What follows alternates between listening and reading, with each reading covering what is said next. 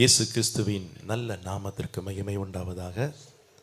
மீண்டுமாக உங்கள் மத்தியிலே வந்து தேவனை தொழுது கொள்ளவும் கர்த்தருடைய வார்த்தை கொடுக்கும்படியாக தேவன் கொடுத்த இந்த மகா பெரிய ஸ்லாக்கியத்திற்காய் நான் முதலாவது என் தேவனுக்கு நன்றி தெரிவித்துக் கொள்கிறேன். அல்லேலூயா.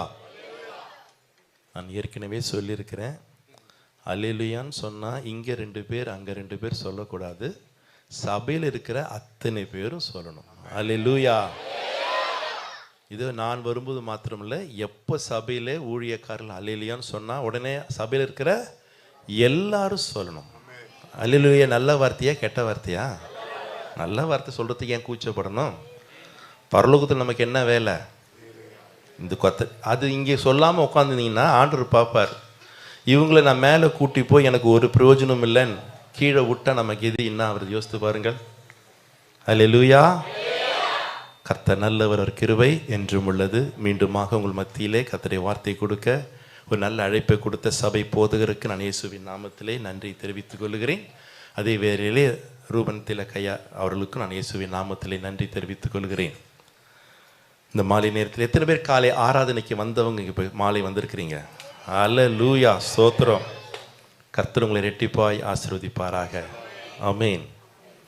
நாட்கள் பொல்லாதவிலாக இருக்கிறபடினால் காலத்தை நாம் என்ன செய்து கொள்ள வேண்டும்? பிரயோஜனம். நிறைய பேர் காலைல வந்து அப்பா என் டியூட்டி முடிஞ்சுதுரா, காலைல போய் ப்ரெசன்ட் போட்டுட்டேன், மாலைக்கு வேணாம் என்று வீட்டில் அமர்ந்திருந்தாலும் நீங்கள் வந்தீங்க பார்த்தீங்களா, உங்களை நிச்சயமாய் கர்த்தர் ஆசீர்வதிப்பார். Price the Lord. சரி, இந்த மாலை நேரத்திலும் நாம் கர்த்தருடைய வசனத்தை தியானிப்போம். பரிசுத்த ஆவியானவர் நமக்கு உதவி செய்வாராக. எல்லாருக்கும் நன்கு அறிமுகமான மனப்பாடமான வசனத்தை யாராவது எனக்காய் வாசிங்கள். ஆதியாகமத்தின் புஸ்தகம் 26ஆம் அதிகாரம் 12ஆம் வசனத்தை வாசிக்க கேட்போம். ஈசாக்கு அந்த தேசத்தில் விதை விதைத்தான். ஈசாக்கு அந்த தேசத்தில் விதை விதைத்தான். கர்த்தர் அவனை ஆசீர்வதித்ததினால் அந்த வருஷத்தில் 100 மடங்கு பலனடைந்தான். அந்த வருஷத்தில் 100 மடங்கு பலனடைந்தான். நாம் எல்லாரும் கண்களை மூடுவோம். சகோதரிகள் எல்லாரும் தலைகளை மூடி தேவ சமூகத்திலே பயத்துடனே பக்தியுடனே பேசுகிற ஆவியானவரை நோக்கி நாம் ஜெபிப்போம். நானும் உங்களைப் போல சாதாரண மனிதன்தான். நான் அந்த ஆவியானவரை சார்ந்து கொண்டு நிற்கிறேன். நீங்களும் அந்த ஆவியானவரை சார்ந்து கொண்டு, ஆவியானவரே என்னோடு கூட இன்னும் ஒரு விசை பேசுங்கப்பா. நீர் விரும்புகிற ஒரு வாழ்க்கை வாழ்வதற்கு, நீர் வைத்திருக்கிற சகல ஆசீர்வாதங்களை நான் சுதந்திரித்து அனுபவிப்பதற்கு பரிசுத்த ஆவியானவர் என்னோடு பேசும் என்று சொல்லி எல்லாரும் ஜெபிக்கலாம். மகா இரக்கமும் கிருபையும் பரிசுத்தமுள்ள எங்க நல்ல பிதாவே, இயேசுவின் நாமத்திலே இந்த அருமையான மாலை ஆராதனைக்காய் நன்றி செலுத்துகிறோம். கர்த்தருடைய பரிசுத்த ஓய்வு நம்ம காலையிலும் மாலையிலும் உம்முடைய சமூகத்திலே வந்து உம்மை தொழுது கொள்ளும்படியாய், உம்முடைய சத்தியத்தை கேட்கும்படியாய் நீர் கொடுத்த கிருபைகளுக்காய் நன்றி செலுத்துகிறோம். நீர் கரம் பிடித்து அழைத்து கொண்டு வந்த உமது பிள்ளைகளுக்காய் நன்றி செலுத்துகிறோம். நீர் அழைத்து கொண்டு வந்ததுக்கு ஒரு முகாந்திரம் உண்டு ராஜா. அந்த முகாந்திரத்தை இந்த வசனத்தின் மூலமாய் நீர் அவளுக்கு நிறைவேற்றும்படியா ஜெபிக்கிறோம். நீங்க பேசுங்க, நாங்க கேட்கிறோம். இயேசுவின் நாமத்தில் ஜெபிக்கிறோம் எங்கள் ஜீவனுள்ள எங்க நல்ல பிதாவே. சபையார் எல்லாரும் சொல்லணும் ஆமேன், ஆமேன். அது மறுபடியும் வசனத்தை வாசிங்க பிரதர். ஈசாக்கு அந்த தேசத்தில் விதை விதைத்தான். ஈசாக்கு அந்த தேசத்தில் விதை விதைத்தான். கர்த்தர் அவனை ஆசீர்வதித்ததினால் அந்த வருஷத்தில் 100 மடங்கு பலனடைந்தான். அந்த வருஷத்திலேயே 100 மடங்கு பலன் அடைந்தான். அல்லேலூயா. எந்த தேசத்தில் விதை விதைத்தான்? ஆபிரகாமின் நாட்களில் உண்டான பஞ்சத்தை போல கொடிய பஞ்ச காலத்திலே ஈசாக்கு விதை விதைத்தான். கர்த்தர் அவனை ஆசீர்வதித்ததினால் அந்த வருஷத்திலேயே 100 மடங்கு பலனை கண்டான். உங்கள் வாழ்க்கையிலும் நல்ல கவனிங்கள். வேதாகமத்தில் ஜனவரி மாதம், பிப்ரவரி மாதம், மார்ச் மாதம், ஏப்ரல் மாதம், மே மாதம் என்ற மாதத்துக்கு வாக்குத்தத்தம் எதுவுமே கிடையாது. எல்லா நாளுக்கும் நமக்கு வேண்டிய சகலத்தையும் இந்த வேதாகமத்திலே ஆவியானவர் எழுதி வைத்திருக்கிறார். நான் சொல்லுகிற இந்த வார்த்தை ஏதோ இந்த மாதத்துக்கு 100 மடங்கல்ல, மரண பரியந்தம் நம்மை 100 மடங்கு தேவன் ஆசீர்வதிக்க வல்லவராக இருக்கிறார். வசனம் சத்தியமுள்ள வசனம், ஜீவனுள்ள வசனம். எது மாறினாலும் மாறாதது வசனம் மாத்திரமே. ஈசாக்கு பஞ்ச காலம் நிறைந்த தேசத்திலே விதைத்தான். கர்த்தர் அவனை ஆசீர்வதித்து அதே வருஷத்துல 100 மடங்கு பலனை கண்டான். எப்படி இது சாத்தியமாகும்? சாத்தியமாயிருக்கு, பொய் இல்லை. பைபிள்ல எழுதியிருந்தா சத்தியம். எப்படி ஆச்சு?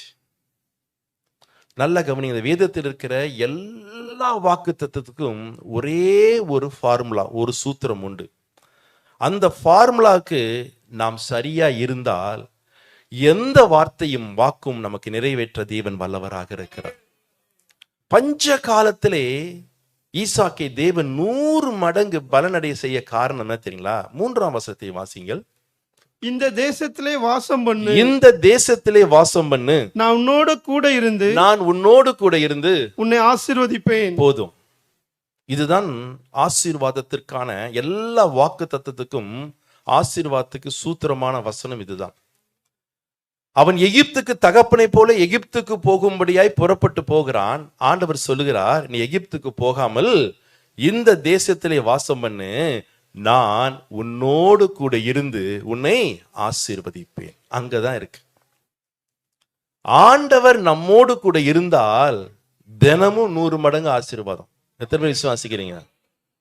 இன்னைக்கு எனக்கும் தேவனுக்கும் இருக்கிற உறவு, ரிலேஷன்ஷிப் எப்படி இருக்கு? உறவு சரியா இருந்ததுன்னா நான் ஆசீர்வதியும் கர்த்தாவே என்று நாம் கேட்கவே வேணாம், அவர் ஆட்டோமேட்டிக்கா ஆசீர்வதிப்பார். ஈசாக்கோடு கூட கர்த்தர் இருக்கிறார். அதனால்தான் பஞ்ச காலத்திலையும் 100 மடங்கு பலனை கண்டான். அது மாத்திரமல்ல, அவனுடைய சத்துரு அபிமெலேக்கு தேசத்தை விட்டு வெளியே போன் துரத்துகிறவன் சொல்லுகிறான், நிச்சயமாகவே கர்த்தர் உன்னோடு கூட இருக்கிறார் என்று அவன் சொல்லுகிறான். என்ன சாட்சி? சத்துரு சொல்றான், துரத்துறவன் சொல்றான், நிச்சயமாகவே கர்த்தர் உன்னோடு கூட இருக்கிறார். கர்த்தர் நம்மோடு கூட இருந்தார். நாம் கையிட்டு செய்கிற காரியங்கள் எல்லாவற்றிலும் 100% தேவன் நம்மை ஆசீர்வதிக்க வல்லவராக இருக்கிறார். ஏன் இருந்தார்? கர்த்தருடைய வார்த்தைக்கு அவன் என்ன செய்தான் தெரியுமா? கீழ்ப்படிந்தான். ஆண்டவரே, இந்த தேசத்துல தண்ணி இல்லை, மழை இல்லை, ஆறு குளம் எல்லாம் காஞ்சி போயிருக்கு, இங்க போய் என்னை இருக்க சொல்றீரே, கஷ்டம் என்று ஆண்டவருக்கு நம்மை போல அவன் கவுண்டர் கொடுக்காமல் அப்படியே கீழ்ப்படிந்தான். இப்படி நான் பார்த்தேன், ஒரு சகோதரி முன்ன போய் உட்காருங்க, முன்ன போய் உட்கார சொன்னா கூட சில பேர்ல நான் இங்கே தான் உட்காருவேன். அவங்களுக்குலாம் கண்டிப்பா 100% இன்னைக்கே கொடுப்பாரு. Simple simple simple. இந்த சின்னதிலே நம்மளால கீழ்ப்படிய முடியலன்னா பெரிய விஷயத்துல நம்ம எங்க கீழ்ப்படிய போறோம் சொல்லுவாங்க.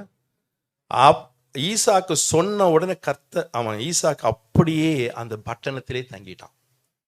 நம்மள அந்த அடுத்த பட்டணத்துக்கு போற ஆண்டவர் அங்கே தங்கினது மாத்திரமில்ல, எனக்கு ஒரு சின்ன டவுட்டு. ஆபிரகாம், ஈசாக், யாக்கோப் எல்லாமே ஆடு மேய்க்கிறவர்கள், மந்தை மேய்ப்பர்கள். இவன் மாத்திரம் எப்படி விவசாயம் மாறினான்னு எனக்கு தெரியல. நாம் தமிழர் கட்சியை சேர்ந்தானு தெரியல, இவன் விவசாயம் மாறிட்டான். நான் பிசினஸ்காரங்க இருக்க சொன்னது மாத்திரம் இல்ல, இருந்தான். ஆண்டவர் என்னோடு கூட இருந்து என்னை ஆசீர்வதிப்பார் என்று விசுவாசித்தான். விசுவாசத்தை கிரியையிலே அவன் காண்பித்தான். நான் விசுவாசிக்கிறேன். காலையில எழும்பி தோள்பட்டில் ஒரு ஏரை வச்சுக்கிட்டு 2 மாடை ஓடிட்டு எங்க போயிருப்பான்? வயலுக்கு போயிருப்பான். ஊர் ஜனங்களை என்ன பேசியிருப்பாங்க? இப்ப நீங்களே நல்ல பிள்ளைங்க, நல்ல விதமா பேசுவீங்க. அந்த ஊர்ல எப்படி பேசியிருப்பாங்க? பைத்தியக்காரன், மழை இல்லை, தண்ணி இல்லை, காஞ்சி போயிடுது, இவர் விவசாயம் பண்ண போறான், லூசுன்னு திட்டிருப்பான். ஆனா ஈசாக்கு எதை குறித்தும் கவலைப்படலையா தெரியுமா? கர்த்தர் என்னோடு கூட இருந்து என்னை ஆசீர்வதிப்பார். சிம்பிள். சரி, நம்முடைய ஆண்டவர் ஜி பூம்பா மேஜிக் வித்தையெல்லாம் ஆசீர்வதிக்க மாட்டார். எதை செய்தாலும் வசனத்தின்படி தான் செய்வார். அவனை எப்படி ஆசீர்வதித்தார்? மழை இல்லை, பஞ்சகாலம். எப்படி ஆசீர்வதித்தார்? அவன் நிலத்துல மாத்திரம் 100 மடங்கு பலன் எப்படி வந்துச்சு? நான் விசுவாசிக்கிறேன். நோவாவின் காலம் வரைக்கும் உலகத்துல என்ன இல்லை? மழை இல்லை. ஏதேன்ல கூட மரம் செடியெல்லாம் வளர்ந்தது. எப்படி தெரியுமா வளர்ந்துச்சு? பூமியின் மூடுபனினாலே வளர்ந்தது. கர்த்தர் ஈசாக்கு என் வார்த்தைக்கு கீழ்ப்படிந்து என்னை அப்படியே விசுவாசித்து கிரியையின் மூலமாய் காண்பிக்கிறான். நான் அவனை 100 மடங்கு ஆசீர்வதிக்க வேண்டும் என்று சொல்லி அவன் நிலத்துல மாத்திரம் மூடுபனியை வர வச்சு அவனுக்கு விளைய செய்து 100 மடங்கு தேவன் ஆசீர்வதித்தார். இதை செய்ய என் தேவனுக்கு வல்லமை உண்டு. அவர் ஒருவரே அதை செய்ய வல்லவராக இருக்கிறார். நான் விசுவாசிக்கிறேன். இந்த சம்பவத்தை அறிஞ்சுதான் என்னமோ கிதியோன் ஜெபம் பண்ணினான். என் தோல் மேல மாத்திரம் என்ன பெய்யணும்? நாளைக்கு எப்படி பெய்யணும்? தோலுக்கு ஆண்டவர் பெய்ய வைக்கிற தேவன். உங்கள் வாழ்க்கையில் இன்றைக்கு வறட்சியாக இருக்குதோ? வாழ்க்கை என்ன வாழ்க்கை என்ற கேள்வியோடு கூட இருக்கிறீங்களோ? நாளைக்கு என்ன சம்பவிக்கும் என்ற பயத்தோடு கூட இருக்கிறீங்களோ? எந்த நிலையில, கைவிடப்பட்ட நிலையில, ஒன்றும் இல்லாத நிலையில வந்திருந்தாலும் கர்த்தர் உங்களோடு கூட இருந்தார். உங்களை 100 மடங்கு தேவன் ஆசீர்வதிப்பார். என் தேவன் வாக்கு தத்தத்தில் உண்மை உள்ள தேவன். 4 பேர் தான் ஆமென், மற்றவங்களாம் இல்லையா? எல்லாருக்கும் நான் உன்னோடு கூட இருப்பேன்னா அவர் இருப்பார். ஆமாவா இல்லையா? நம்ம இருக்கிறோமா? அந்த கேள்வி கேட்கணும். நாம் இருக்கிறோமா? சொல்லுங்க. நாம் இருந்தால் அவர் இருப்பார். அப்படிதான் வசனம் சொல்லுது. வாசிக்கலாமா? 2 நாளாகமத்தின் புஸ்தகம் 15ஆம் அதிகாரம் 2ஆம் வசனத்தை வாசிங்கள். அவன் வெளியே ஆசாவுக்கு எதிர்கொண்டு போய் அவனை நோக்கி, ஆசாவே, யூதா பென்யமீன் கோத்திரங்களில் சகல மனுஷரை கேளுங்கள். சகல மனுஷரை கேளுங்கள். நீங்கள் கர்த்தரோடு இருந்தால், நல்லா கவனிங்கள், நீங்கள் கர்த்தரோடு கூட இருந்தால் அவர் உங்களோடு இருப்பார். அவர் உங்களோடு கூட இருப்பார். நீங்கள் அவரை தேடினால், நீங்கள் கர்த்தரை தேடினால் உங்களுக்கு வெளிப்படுவார். உங்களுக்கு வெளிப்படுவார். அவரை விட்டு விட்டீர்களே ஆகி, நல்லா கவனிங்கள், நீங்கள் அவரை விட்டு விட்டீராகில் அவர் உங்களை விட்டு விடுவார். அவர் உங்களை விட்டு விடுவார். வசனம், நான் சொல்ல வசனம். நானும் நீங்களும் அவரோடு கூட இருந்தால் ஒன்னு நிச்சயம், என் நிழல் கூட என்னோடு கூட இருக்குதோ இல்லையோ, கர்த்தர் என்னோடு கூட இருப்பார். நீங்கள் அவரை விட்டு விட்டீராகில் அவர் உங்களை விட்டு விடுவார். காலைக்கு ஆராதனைக்கு வந்த பிள்ளைகள் வந்தாங்க, ஆராதிச்சாங்க, ஸ்தோத்திரித்தாங்க, வீட்டுக்கு போயிட்டாங்க. நீங்கள் காலையிலையும் ஆராதிச்சீங்க, மாலையிலும் வந்து ஆராதிக்கிறீங்க, கர்த்தரோடு கூட இருக்க விரும்புகிறீங்க. கர்த்தருக்கு ஸ்தோத்திரம். காலையில வந்து உங்க இப்ப வீட்டுல உட்காந்துட்டு இந்திய தொலைக்காட்சியில திரைக்கு வந்த சில மாதங்களே ஆன விஜய் படத்தையும் அஜித் படத்தையும் பார்த்துட்டு உட்கார்ந்து இருக்கிறாங்களே, இப்ப இயேசுவும் பக்கத்திலேயே உட்காந்து, ஆமா விஜய் ஓடுன சொல்லிட்டு இருப்பாரு. சொல்லுங்க. நீங்கள் இருந்தால் அவர் இருப்பார். நீங்க விட்டுட்டீங்கன்னா விட்டுருவார். இதை விட அழகாக இன்னும் ஆழமாக ஒரு வசனம் உண்டு.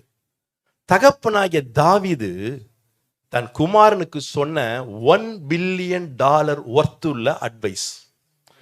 இன்றைக்கு நம்முடைய பிள்ளைகளுக்கெல்லாம் கலெக்டரா மாறணும், ஐபிஎஸ் அதிகாரியா மாறணும், டாக்டராக மாறணும், எல்லாம் ஆசை. இன்ஜினியரா மாறணும் ஆசை. நல்லது, நான் வேணான்னு சொல்ல, அதெல்லாம் நான் மாற்ற வேணான்னு சொல்ல. ஆனா அவன் சொல்லிக் கொடுக்குறான் பாரு தகப்பன் தன் பிள்ளைக்கு.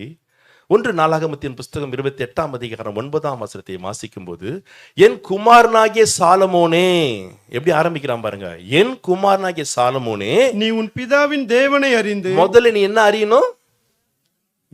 டாக்டர், எம்பிபிஎஸ், எம்பிஏ, பிபிஏ எல்லாம் கிடையாது. முதல்ல என்ன அறியணும்? உன் பிதாவின் தேவனை அறிந்து அவரை உத்தம இருதயத்தோடும் உற்சாக மனதோடும் சேவி. உற்சாக மனதோடும் அந்த கர்த்தரை சேவி. கர்த்தர் எல்லா இருதயங்களையும் ஆராய்ந்து நினைவுகளின் தோற்றங்களை எல்லாம் அறிகிறார். நீ அவரை தேடினால், நீ கர்த்தரை தேடினால் உனக்கு தென்படுவார். அவர் உனக்கு தென்படுவார். நீ அவரை விட்டுவிட்டால், அவர் உன்னை என்றைக்கும் கைவிடுவார். ஐயோ, என்றைக்கும் கைவிடுவார்.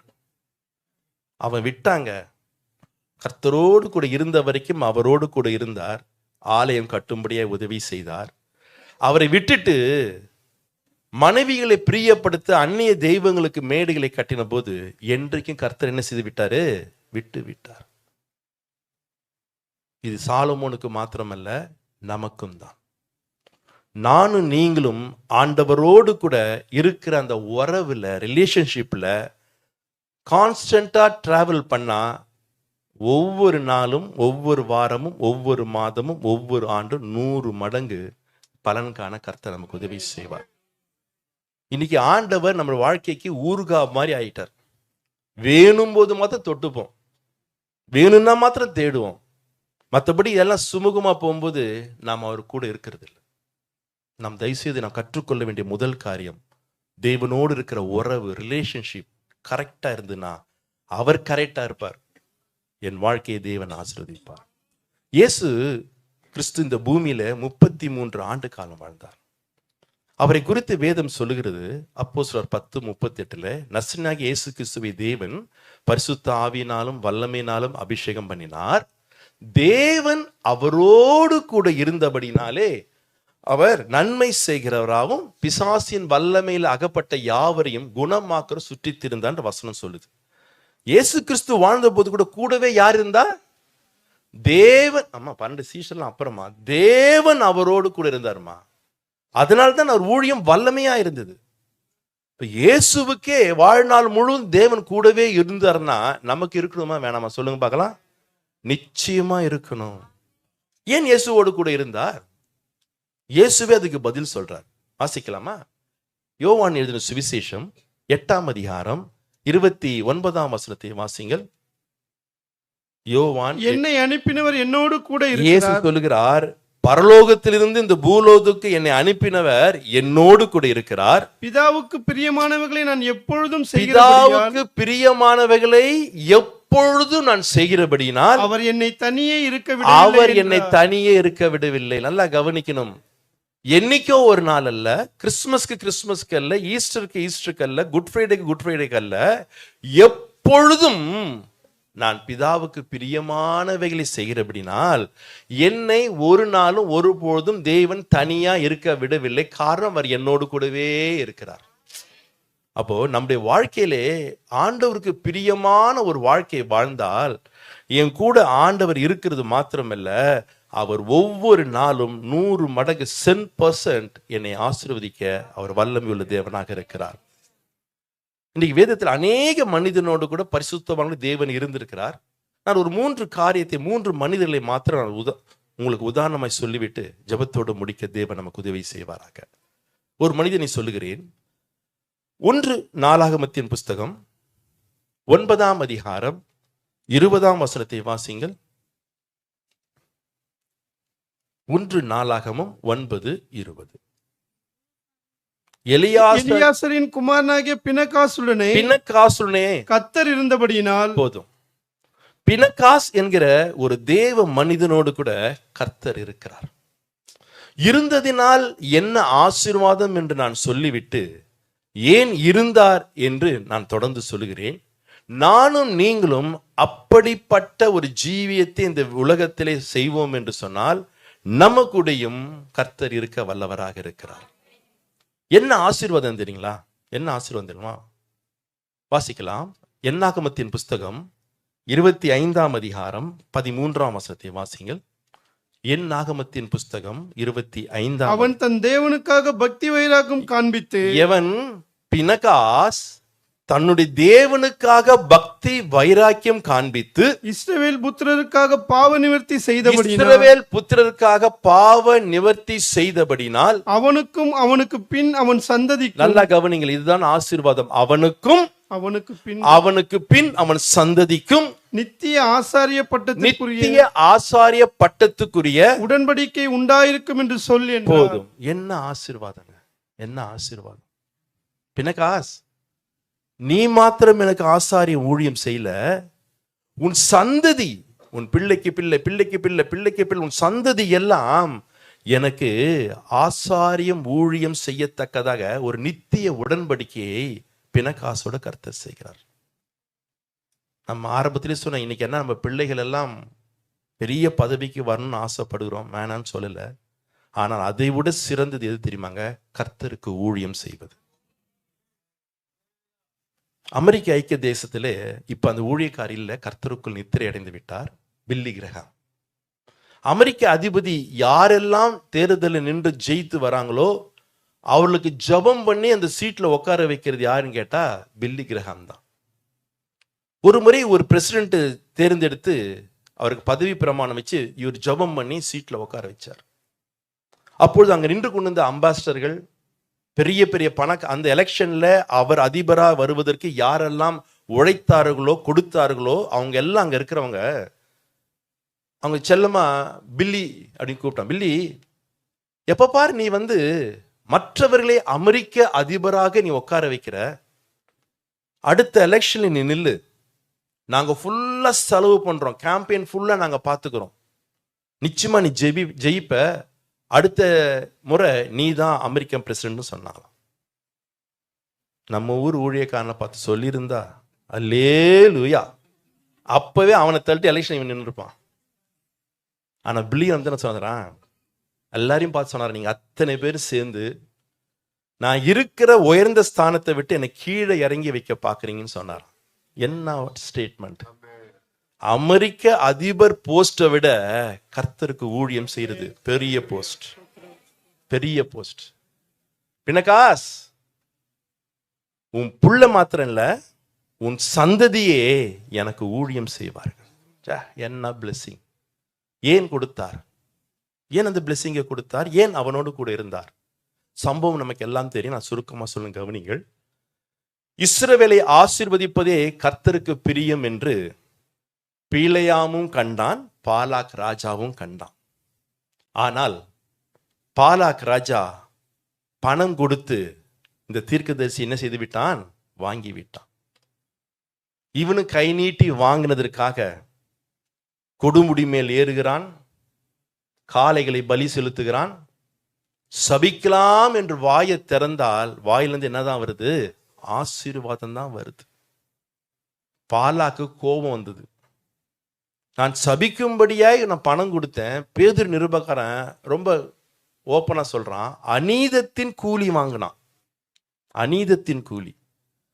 அவனும் கை நீட்டி வாங்கிட்டான். இப்ப கூட உதாரணத்துக்கு சொல்றேன், இப்ப ஏப்ரல் மாசம் எலெக்ஷன் வருது. இப்ப நீ டிஎம்கே கிட்ட 5000 ரூபாய் வாங்குறீங்க, யாருக்கு ஓட்டு போடுவீங்க? என்ன சைலண்டா இருக்கீங்க? யாருக்கு ஓட்டு போடுவீங்க? வாங்குறது தப்புமா? இதுல வாங்கிட்டு அவங்க தான் போடணும் தைரியமா சொல்றீங்களம்மா. கிறிஸ்தவர்கள் வாங்கக்கூடாது. சாபம் உன் வீட்டு மேல நிரந்தரமா தங்கி இருக்கும். லஞ்சம் வாங்கக்கூடாது. சில பேர், ஐயோ எங்க வீட்டுல 6 ஓட்டு, 6 5 30, ஏடிஎம்கே 2 கொடுப்பான், 6 2 12, பிஜேபி ஒரு 4 கொடுப்பான், 5 4 20, கணக்கு போட்டு 1 லட்சத்திட்ட வருது. வீட்டு 2 ரூம்ல ஏசி போட்டலாம், வெயில் காலத்துல கணக்கு போடக்கூடாது. ஏசி கூலா இருக்கும், அந்நிய அக்னி உன் கூடாரத்து மேல் தங்கி இருக்குன்ற பைபிள் சொல்லுது. சாபம், சாபம். பீலையாம் வாங்கிட்டான், பார்த்தான் ஒன்றும் முடியல. கடைசியா கை நீட்டி வாங்கினதுக்காக ஒரு நூதனமான ஒரு உபதேசத்தை, இடரலை உண்டாக்கக்கூடிய உபதேசத்தை சொல்லி கொடுத்தான். என்ன சொல்லி கொடுத்தான்? பாலாக் ராஜாவே, பாலாக் ராஜாவே, நானும் நீயும் எத்தனை கொடுமுடி மேல போய் எத்தனை பலி செலுத்தினாலும் இந்த ஜனங்களை என்ன செய்ய முடியாது? சபிக்கவே முடியாது. நான் சொல்ற ஒரு காரியத்தை செய்யும். நான் சொல்றது உங்களுக்கு புரியுற மாதிரி சொல்லுகிறேன். ஆனா அப்படி பைபிள்ல இல்ல. ஆனா ஒரு வசனத்தை நம்ம வாசிப்போம் கடைசியில.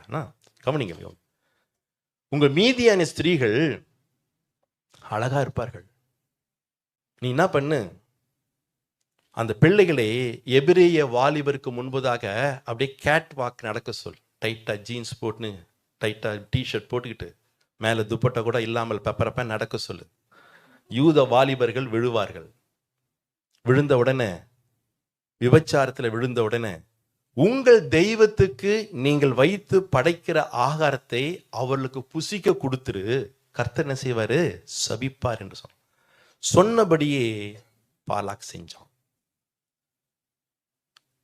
சிம்ரி என்கிற ஒரு வாலிபன், யூத வாலிபன், கஸ்பி என்கிற மீதியான ஸ்திரியை கூட்டிக் கொண்டு தன்னுடைய கூடாரத்துக்கு போகிறான்.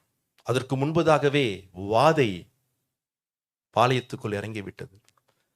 கிட்டத்தட்ட 23,000 பேர் மரித்து விட்டார்கள். இந்த 2 பேர் கூட்டிக் கொண்டு போகும்போது மோசே அங்கே நிற்கிறான், ஆரோன் நிற்கிறான், எலியேசர் நிற்கிறான், இந்த வாலிபனாகிய பினகாஸ் அவங்க நிற்கிறான். பார்த்த உடனே பினகாஸ் தன் கையில் ஒரு ஈட்டி எடுத்துக்கொண்டு நேர அந்த சிம்ரியின் கூடாரத்துக்கு போகிறான். 2 பேரும் ஒன்றாய் சேர்ந்து பாவம் செய்து கொண்டிருக்கும் போது 2 பேரும் சேர்த்து வச்சு கூத்துனாங்க. வாதை நின்றது. எனக்காக ஆண்டவர் சொல்றார், எனக்காக பரிசுத்தத்திற்காக பக்தி வைராக்கியமாக எழுந்த பினகாசின் நிமித்தமாக அவனும் அவன் சந்ததியும் எனக்கு ஊழியம் செய்வார்கள். நானும் நீங்களும் பரிசுத்தத்திற்காக நிற்போம், வைராக்கியமா நிற்போம்னு வச்சுக்கீங்களேன், கர்த்தர் என்னோட நிச்சயமாக இருப்பார். பரிசுத்தத்திலே அவர் மகத்துவம் உள்ள தேவன். பாடுகிறான் மோசே, கர்த்தாவே தேவர்களே உமக்கு ஒப்பானவர் யார்? பரிசுத்தத்திலே மகத்துவம் உள்ளவர். அன்னாள் பாடுகிறாள், கர்த்தரை போல பரிசுத்தம் உள்ள தேவன் ஒருவரும் இல்லை. அவருடைய பிள்ளைகளாக இருக்கிற நாம், என்னுடைய வாழ்க்கையின் பரிசுத்தம் எப்படி இருக்கிறது? எப்படி இருக்கு? பரிசுத்தத்திற்காக நாம் வைராக்கியமா எழுந்து நிற்போம் என்று சொன்னால், இந்த உலகத்துல ஒருத்தவங்க கூட என் கூட நிக்க மாட்டான், ஆனா கர்த்தர் என்னோடு கூட இருப்பார். நான் செய்யற காரியத்தை 100 மடங்கு தேவன் ஆசீர்வதிப்பார், 100 மடங்கு ஆசீர்வதிப்பார். இந்த சத்தியத்தை, இது நடந்தது எத்தனையோ 1000 ஆண்டுகளுக்கு முன்பதாக நடந்த சம்பவத்தை, இந்த விவரத்தை ஆவியானவர் வேதாகமத்திலே அங்கே எழுதவில்லை, இன்றைக்கு எனக்கும் உங்களுக்கும் சபைக்கு எழுதி வைத்திருக்கிறார். வாசிக்கலாமா? வெளிப்படுத்தல் விசேஷம் 2ஆம் அதிகாரம் 14ஆம் வசனத்தை வாசிங்கள். வெளிப்படுத்தல் விசேஷம் 2ஆம் அதிகாரம் 14ஆம் வசனம். ஆகிலும் சில காரியங்களை குறித்து உன் பேரில் எனக்கு குறை உண்டு. ஆகிலும் சில காரியங்களை குறித்து உன் பேரிலே எனக்கு குறை உண்டு. விக்கிரகங்களுக்கு படைத்தவர்களை புசிப்பதற்கும், நல்ல கவனிங்கள், விக்கிரகங்களுக்கு படைத்தவைகளை புசிப்பதற்கும், வேசித்தனம் பண்ணுவதற்கும் ஏதுவான இடரலை இஸ்ரவேல் புத்திரருக்கு முன்பாக போடும்படி பாலாக் என்பவனுக்கு போதனை செய்த பீலேயாமுடைய உபதேசங்கள் 30. எங்க சொல்றார் பாரு, சபைக்கு ஆண்டவர் சொல்லுகிறார். வேசித்தனம் பண்ணுவதும், விபச்சாரம் பண்ணுவதும், விக்கிரகங்களுக்கு படைத்தவைகளை புசிக்கிறதும், இந்த காரியத்தை செய்த போது கர்த்தர் வாதையை அனுப்பினார்.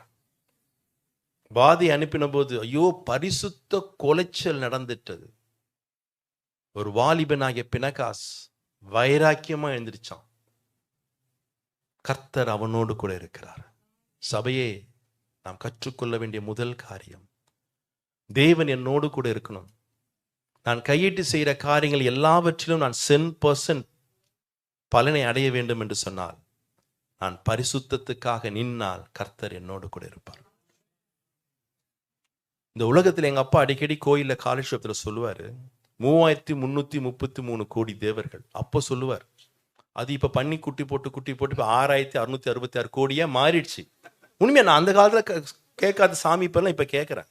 புதுசா முனைக்கு ஒரு மரத்துக்கு ஒரு பாவாடை கட்டினா அது பாவாடை அம்மன் ஆயிடுச்சு. அம்மன்கள் இப்ப எல்லா ட்ரெஸ்ஸுக்கு ஏற்ற மாதிரி வந்துனே இருக்கிறாங்க. நான் சொல்ல அதெல்லாம் இருக்கட்டும், ஆனா இருந்தாலும் பரிசுத்தம் என்கிற வார்த்தைக்கு பாத்திரமான ஒரே தேவன் நாம் ஆராதிக்க தேவன் மாத்திரமே. ஹல்லேலூயா, ஹல்லேலூயா. அவருடைய பிள்ளைகளாய் இருக்கிற நான் எந்த பரிசுத்தத்தின் அளவிலே வாழ்ந்து கொண்டிருக்கிறேன், அந்த அளவுல தான் எனக்கும் தேவனுக்கு இருக்க உறவு சரியா இருக்கும் பொழுதுதான் என் தேவன் என்னோடு கூட இருப்பார். என் மகன் பரிசுத்தத்துக்காக நிக்கிறாயா, நான் அவனோடு கூட நிற்பேன். 100 மடங்கு ஆசீர்வதிப்பான், 100 மடங்கு பலனை காண முடியும். பரிசுத்தம் என்பது வெளியில காண்பிக்கிற தோற்றம் அல்ல. அதை பார்த்து ஏமாறுவதற்கு ஆண்டவர் ஏமாளி அல்ல. நம்மளே ஏமாற மாட்டோம், ஆண்டவர் ஏமாந்துருவாரா? தெரியாது. இந்த நாய் முயலை பிடிக்குமா பிடிக்காதான்னு தெரியாது. எங்களுக்கே ஊழியக்காரருக்கே தெரியுமா, சபையில போய் நின்னா எந்த ஆடு நல்ல ஆடு, எது திருட்டாடு, எது முற்றாடு, எது எகிராடு பார்த்தாலே தெரிஞ்சிடும். எங்களுக்கே ஆவியான கற்றுக் கொடுக்கும்போது தேவனுக்கு தெரியுமா தெரியாதா? பரிசுத்தம் என்பது is not a external, it is exclusively internal. உள்ள இருக்கணுங்க, உள்ள இருக்கணும். ஆண்டவர் அதுதான் பார்க்கிறார். ஒரு ஆண்டவர் சொல்றார், கவனிங்கள், வாசிக்கலாம். மத்தேயு எழுதின சுவிசேஷம் 23ஆம் அதிகாரம் 25, 26 வாசிங்கள்.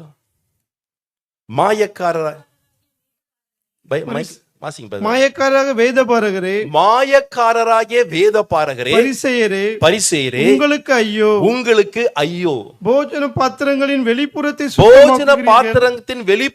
சுத்தமாக்குகிற நீங்கள் உட்புறத்திலே அவைகள் கொள்ளையினாலும் அநீதத்தினாலும் நிறைந்திருக்கிறது. குருடன் பரிசேயனே, போஜன பாத்திரம் வெளிப்புறம் சுத்தமாகும்படி அவைகளின் உட்புறத்தை முதலாவது சுத்தமாக்கு. ஃபர்ஸ்ட் எங்க சுத்தமாகணும்?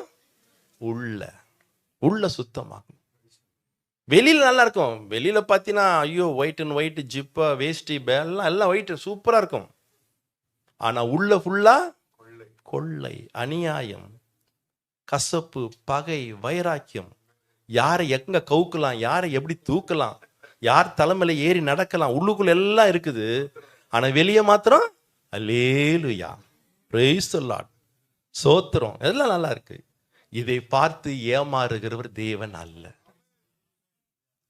உள்ளான மனிதன் பரிசுத்தத்தின் மேல், பரிசுத்தம் என்பது ஒரே நாள்ல ஒரே ராத்திரில நடக்கிற மேஜிக் அல்ல. அது லாங் ப்ராசஸிங். எந்த அளவுக்கு நான் விட்டு கொடுக்கிறேனோ, எந்த அளவுக்கு நான் ஒப்பு கொடுக்கிறேனோ, எந்த அளவுக்கு நான் வைராக்கியமா நிக்கிறேனோ, அது எனக்குள்ள உருவாகும். பவுல் சொல்றான் பாத்தீங்களா, புறம்பான மனுஷன் அழிந்து, சொல்லுங்களேன், சொல்ல மாட்டீங்களா, உள்ளான மனுஷன் நாளுக்கு நாள் டே பை டே உள்ள புதுசா மாற மாற ஆண்டவர் என் கூட இருந்து 100 மடங்கு பலனை காண உதவி செய்வார்.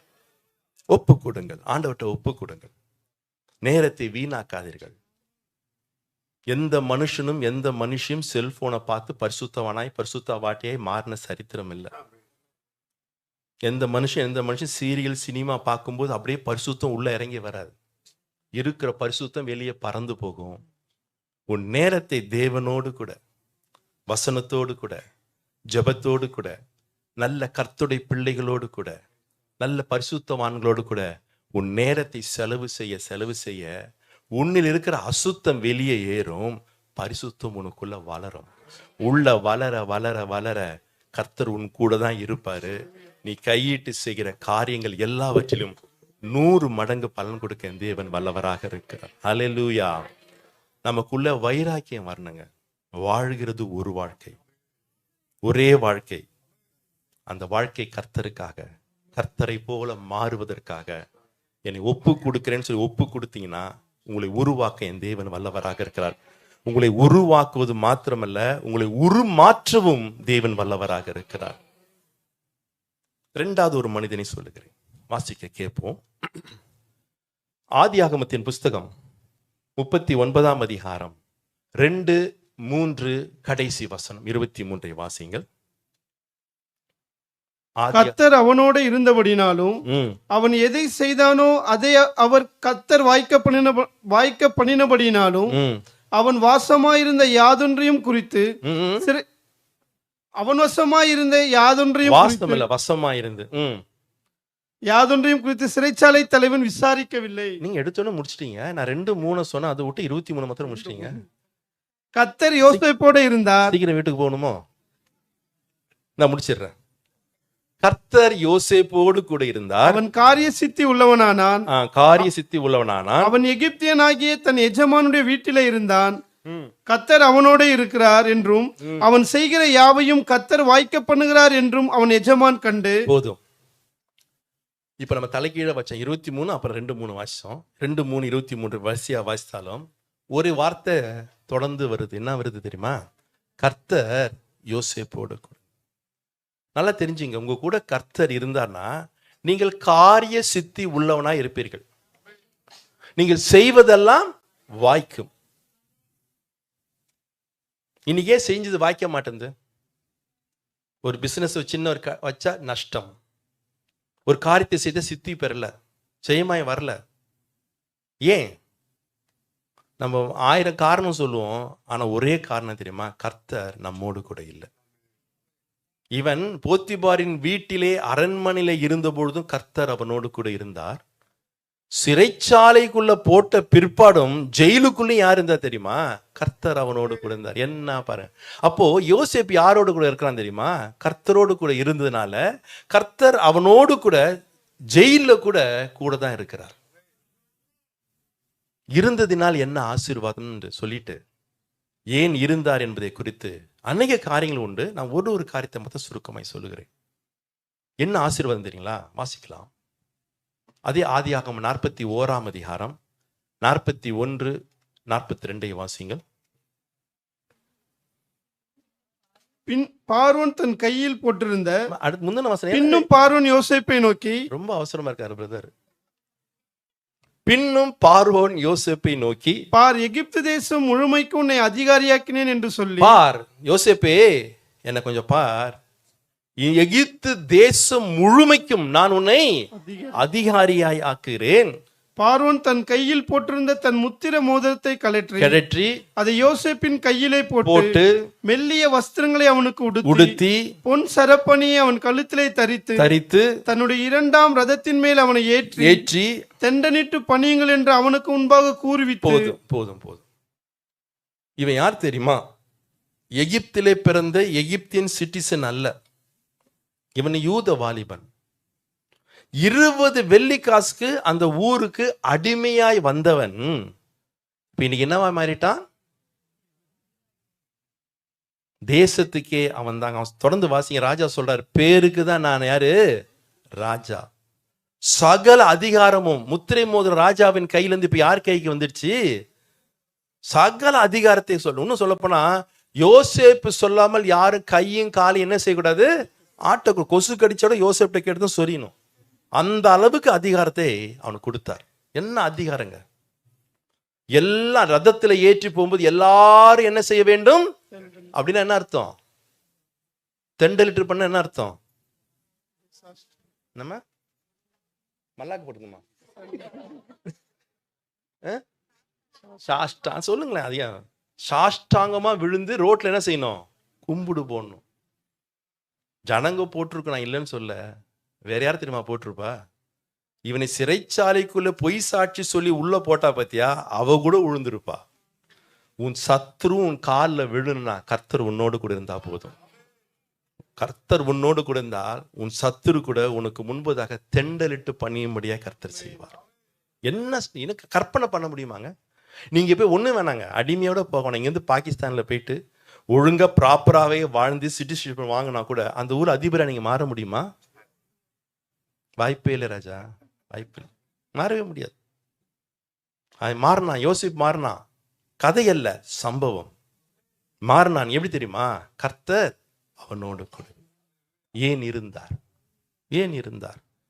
அது லிஸ்ட் பெருசு இருக்கு. நான் ஒரே ஒரு காரியத்தை உதாரணமாய் சொல்லுகிறேன். அதே 41 அதிகாரம் 51 வசனத்தை வாசிங்கள். யோசேப்பு என் வருத்தம் யாவையும் என் தகப்பனுடைய குடும்பம் அனைத்தையும் நான் மறக்கும்படி தேவன் பண்ணினார் என்று சொல்லி மூத்த மகனுக்கு மனாசே போதும். இது படிக்கும்போது ரொம்ப ஈஸியா இருக்குங்க, ரொம்ப ஈஸியா இருக்கு. ஆனா எவ்வளவு கஷ்டம் என்பதை கொஞ்சம் நாம் நிதானித்து பார்க்க வேண்டும்.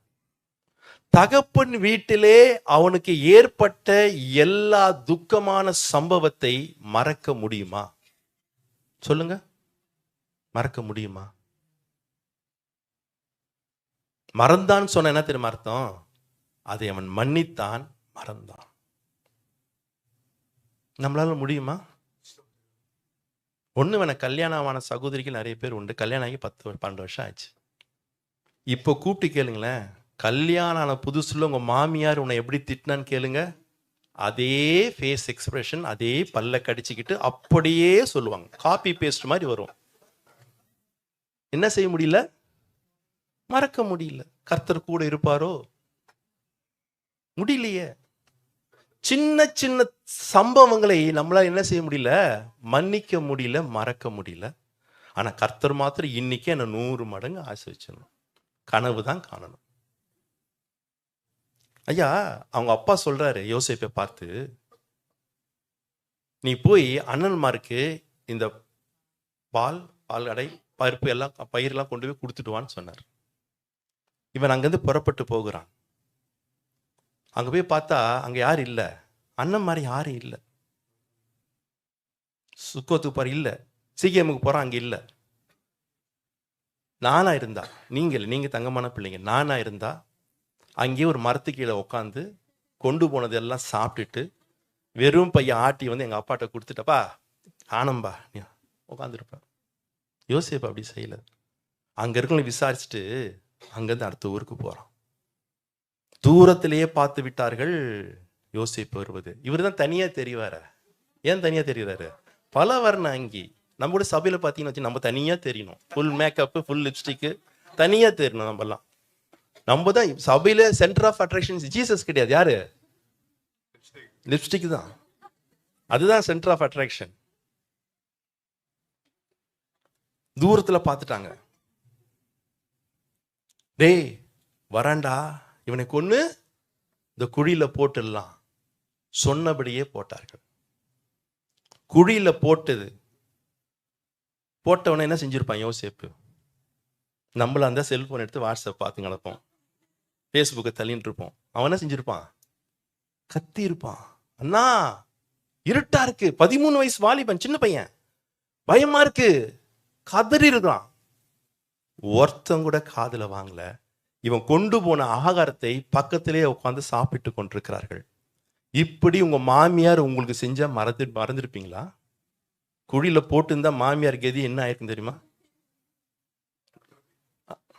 தூக்கி போட்டுருவாங்க தண்ணி இல்லாத கிணத்துல. முடியுமா? யார் மறந்தா தெரியுமா? மறந்தாங்க. அங்கிருந்து 20 வெள்ளி காசுக்கு விற்கப்பட்டு இஸ்மவேலர்களை வாங்கி கொண்டு போகிறார்கள். அடிமைகளை விலை கொடுத்து வாங்கின உடனே 2 கரத்தை பின்னாலே கட்டி விடுவார்கள். காலருக்கு செருப்பை கட்டிடுவார்கள். 1 மாதம் பிரயாணம் செருப்பு இல்லாமல் வனாந்தரத்தில் நடந்து போன கால் எப்படி இருக்கும் தெரியுமா? கொரோனா பீரியட்ல வட இந்தியர்கள் காலில் செருப்பு இல்லாமல் போய் கால் கொப்பளமானதை பார்த்தீங்களா டிவியில்? நம்ம அதெல்லாம் பார்க்க மாட்டோம், சீரியல் தானே பார்ப்போம். என்ன வேதனை, என்ன கஷ்டம், எவ்வளவு நஷ்டம். மறக்க முடியுமா? மறந்தாங்க. மன்னித்தான், மறந்தான். கர்த்தர் அவனோடு கூட இருந்தார். அவன் சொல்லுகிறான், நீங்களோ எனக்கு தீமை செய்ய நினைத்தீர்கள், ஆனால் இப்பொழுது நடந்து வருகிறபடியே வெகு ஜனங்களை உயிரோடு காக்கும்படிக்கு தேவன் அதை நன்மையாய் முடிய பண்ணினார். பழைய ஏற்பாட்டு பரிசுத்தவான் புதிய ஏற்பாட்டு பரிசுத்தவானை போல வாழ்ந்து காட்டிருக்கிறான். அன்றியும் அவருடைய தீர்மானத்தின்படி அழைக்கப்பட்டவர்களாய் தேவனிடத்தில் அன்பு கூறலுக்கு சகலமும் அதை அவன் வாழ்ந்து காட்டுறாங்க. யாக்கோபு இப்ப மரிச்சிட்டான். அண்ணன்மாருக்கெல்லாம் ஒரே பயம். டேய் இத்தனை அப்பா மூஞ்ச பார்த்து சோற போட்டான், இனி நம்மள என்ன செய்வோன்னு தெரியல. பயப்படும் போது அவன் சொல்றான், 50ஆம் அதிகாரம் 21ஆம் வசனத்தை வாசிங்கள். ஆதி ஆமத்துல அவன் சொல்லுகிறான், 50ஆம் அதிகாரம் 21ஆம் வசனம். ஆதலால் பயப்படாதிருங்கள் சகோதரர்களே, அண்ணாவே, யார் என்ன செய்யாதீங்க, பயப்படாதிருங்கள். நான் உங்களையும் உங்கள் குழந்தைகளையும் நல்லா கவனிங்கள். உங்களை மாத்திரமல்ல, உங்களையும் உங்கள் குழந்தைகளையும் நான் பராமரிப்பேன் என்று சொல்லி அவர்களுக்கு ஆறுதல் சொல்லி அவர்களோட பட்சமாய் பேசினான். யாருங்க? யோசேப்பு. யார்கிட்ட? இவனுக்கு ஃபுல் அண்ட் ஃபுல் அநியாயம் பண்ணவர்களுக்கு மன்னித்து மறந்து அவர்களுக்கு என்ன செய்யறான் தெரியுமா? நன்மை செய்கிறான். நம்மளால் மன்னிக்க முடியுதாங்க?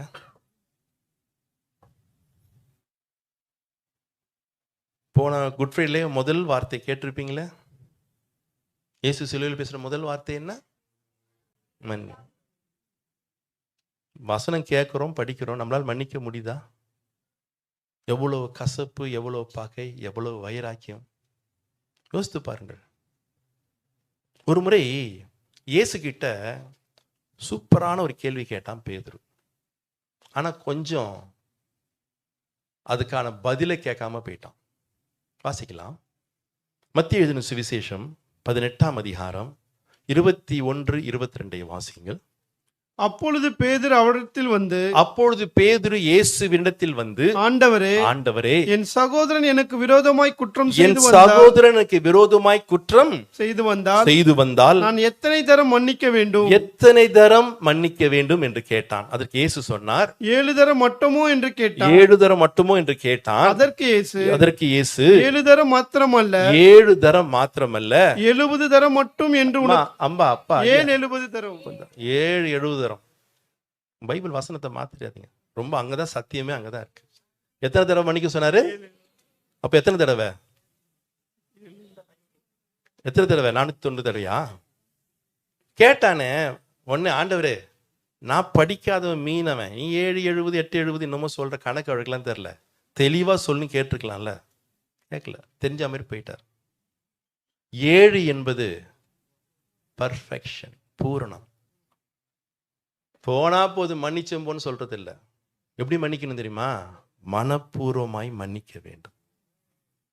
சில பேர் சொல்லுவாங்க, கேட்டிருக்கிறீங்களா, நான் மன்னிச்சாலும் மன்னிச்சிருவேன், அந்த ஆண்டவன் உன்னை மன்னிக்க மாட்டான். ஆஹா, தேவதூதன் சொல்லுவான், ஏசப்பா கீழே ஒருத்தன் பார், உன்னோட பெரிய ஆள் ஒருத்தன், ஒரு அக்கா பார் எப்படி உட்காந்துருக்கு பத்தியா, அது கூட மன்னிச்சிருவாங்க, நீங்க மன்னிக்க மாட்டீங்களான்னு சொல்லி பேசுவாங்க. இந்த டைலாக்லாம் விட்டினா கர்த்தர் கூட இருக்க மாட்டார், 100 மடங்கு பலனை காண முடியாது. 7 என்பது பர்ஃபெக்ஷன். ஒரு மனுஷனுடைய ஆயுசு நாட்கள் 70, பலத்தின் மிகுதி. அதாவது ஆண்டவர் சொன்ன சுருக்கமான ஒரே வரி, சாகிற வரைக்கும் எனக்கு விரோதமாக யார் என்ன செஞ்சாலும் நான் மன்னிச்சுட்டு மறந்துட்டு போயிட்டே இருந்தேன்னு வச்சிங்களேன், கர்த்தர் என் கூட பிரயாணமாக வருவார். சரி, நீங்க இது வரைக்கும் ஏசப்பாட்ட எத்தனை முறை மன்னிப்பு கேட்டிருக்கீங்க? எத்தனை நம்பர் சொல்லுங்க பார்க்கலாம், ஒரு கவுண்டிங் சொல்லுங்க பார்க்கலாம். கணக்கு வழக்கில். ஆனா நம்மளுக்கு என்னமா கணக்கு இல்லை. ஆனா நம்மளுக்கு விரோதமா ஒருத்தர் ஒண்ணு செஞ்சுட்டா முடியல, கணவனை மன்னிக்க முடியலைங்க, மாமியாரை மன்னிக்க முடியலையே. இந்தியா பாகிஸ்தான் கூட கை கொடுத்து சமாதானமா மாறிடும். ஆனா மாமியார் மருமகள் மாத்திரம் கடைசி வரைக்கும் என்ன ஆக முடியல, பகை. எப்ப இவ்வளவு தூக்கி உள்ள போடலாம், அதுக்கேற்ற மாதிரி நீங்க பாக்குற சீரியல்ல சொல்லித்தரான், மாமியாரை போட்டு தள்ளுவது எப்படின்னு சொல்லித்தரான். அதை பார்த்து பார்த்து சமயம் வரும்போது நீங்க அமைக்கிடுவீங்க. அது இல்லை கிறிஸ்துவ வாழ்க்கை. மன்னிக்கணும். நல்லா தெரிஞ்சுக்கொள்ளுங்கள், நீங்க மன்னிச்சால் கர்த்தர் உங்களை மன்னிப்பார். நீங்க மன்னிக்கலன்னு சொன்னா இதுவரைக்கும் மன்னிச்சது கூட கர்த்தர் கேன்சல் பண்ணி விட வசனம் சொல்லுது. அதெல்லாம் கேன்சல் ஆயிடும். இதுக்கு முன்னால உன்னை மன்னிச்சதெல்லாம் கேன்சல் ஆயிடும். உன் பாவங்கள் மன்னிக்கப்பட்டாதான் பரலோகத்துக்கு போக முடியும், இது ஒன்று உண்மை. அதே வேளையிலே மற்றவர்கள் செய்யற தவறை நீங்கள் மன்னித்தால் தான் பரலோகத்துக்குள்ளேயும் போக முடியும். நீ கசப்பு, பகை, வைராக்கியம், பழி எப்போ வாங்கலாம், எப்போ காவுக்கலான்னு எண்ணத்திலே இருந்தீங்கன்னா கர்த்தர் கூட இருக்க முடியாது, 100 மடங்கு பலனை காண முடியாது. எந்த அளவுக்கு உனக்குள்ள பகை, கசப்பு, வைராக்கி இருக்குதோ அவ்வளோ ப்ரெஷர், அவ்வளோ சுகர் உனக்கு இருக்கும். அது ஏறிக்கிட்டே இருக்கும். அது ஹார்ட் அட்டாக்காக மாறலாம், இல்லை பக்கவாதமாய் மாறலாம். நீ எவ்வளோ சீக்கிரத்தில் அதை மன்னித்து ஒப்புரவாயிட்டினா எல்லா புத்திக்கு மேலான தேவ சமாதானம் உன் உள்ளத்துல தங்கும். ஆண்டவர் உன்னோடு கூட இருப்பார். நீ கையிட்டு செய்யற காரியத்தை 100 மடங்கு தேவன் ஆசீர்வதிப்பார். தயவுசெய்து மன்னிச்சிடுங்க, யாவரோடும் ஒப்புரவாகிடுங்க, சீக்கிரமா ஒப்புரவாயிடுங்க. பாருங்க, உங்க வீட்டு பக்கத்துல சின்ன முள்ளு செடி உளுண்டு வளருதுன்னா ஆரம்பத்தில் அப்படி பிச்சு தூக்கி போட்டு போயிடலாம். அது 2 வருஷம் ஆச்சுன்னா முடியாது. அதே மாதிரி ஆரம்பத்திலே கட் பண்ணிட்டு என்ன நம்ம கொண்டு வந்து என்னத்தை கொண்டு போக போறோம் சொல்லுங்க பார்க்கலாம். நமக்கு எதுக்கு ஈகோ? எதுக்கு ஈகோ? இனி குடும்பத்துல சமாதானம் இல்லாம இருக்க காரணம் தெரியுங்களா? இந்த ஈகோ தான். ஈகோ தான். மனைவி தப்பு செஞ்சா கணவர்கிட்ட போய் என்ன செய்ய மாட்டாங்க, கேட்க மாட்டான். அவங்கிட்ட பக்கத்து வீட்டுக்காரன்ல கட்டவன் தான், அவங்கிட்ட எவன் கேட்பான்? கணவரும் கேட்க மாட்டார். நான் யார் தெரியுமா? ஆம்பளை, மீச வச்ச ஆம்பளை. கற்பாம்பூச்சி கூட மீச இருக்கு தெரியுமா? என்னோட நீளமா வச்சிருக்கு தெரியுமா? அது திருப்பி போட்டா திரும்ப திரும்ப தெரியாது தெரியுமா? இந்த வரட்டு கௌரவம் தாங்க. இந்த வரட்டு கௌரவம் தான் கர்த்தர் நம்மை விட்டு தூரம் போக பண்ணுகிறோம். தாழ்ந்து போறதுல தவறே இல்லைங்க. நீ கட்டின கணவன்கிட்ட மனைவிகிட்டே தாழ்ந்து போக முடியலன்னா காணாத மற்ற மனுஷரை தாழ்ந்து போக முடியுமா? விட்டு கொடுங்கள், ஒருத்தருக்கு ஒருத்தர் விட்டு கொடுங்கள். தப்பு உங்க மேல சாரி என் மேலதான் தப்புன்னு சொல்லி பாருங்களேன். அந்த குடும்பத்துல சமாதானமும் இருக்கும், தேவ பிரசன்னம் அங்க இருக்கும். நீ என்ன சொல்றது, நான் என்ன கேட்கறது, எனக்கு தான் எல்லாம் தெரியும். யார் பேசுறா தெரியுமா? இந்த காலத்து பிள்ளைங்க பேசுறது. அப்பா அம்மாட்ட ஒன்றும் கீழ்ப்படிதல் கிடையாது, எல்லாத்துக்கும் முரட்டாட்டம், எதிர்த்து நிற்கிறது. பையன் சொல்றான் அம்மாட்ட, உன் புருஷன்ட்ட சொல்லி வை. எப்படியா? சும்மா என் லைன்ல கிராஸ் ஆகினே இருக்கிறாரு, நான் காண்டாயிடுவேன். காண்டான மண்டையில பாண்டை போட்டு அடிடா அவனை, காண்டா வர்றாரன் இவரு. என்ன பேச்சு, என்ன பேச்சு? கிறிஸ்துவ குடும்பத்துல பேசுற பேச்சா இது?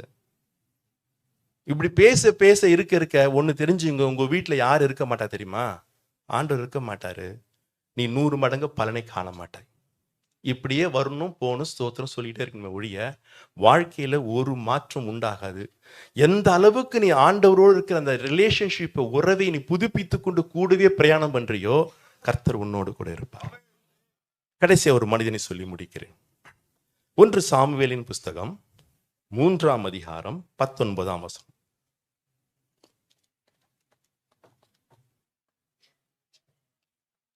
சாமுவேல் வளர்ந்தான், கர்த்தர் அவனோட கூட இருந்தார். அவர் தம்முடைய எல்லா வார்த்தைகளிலும் ஒன்றையாகிலும் தரையிலே விழுந்து போக விடவில்லை. போதும், என்ன மாதிரி வசனம் பாருங்க.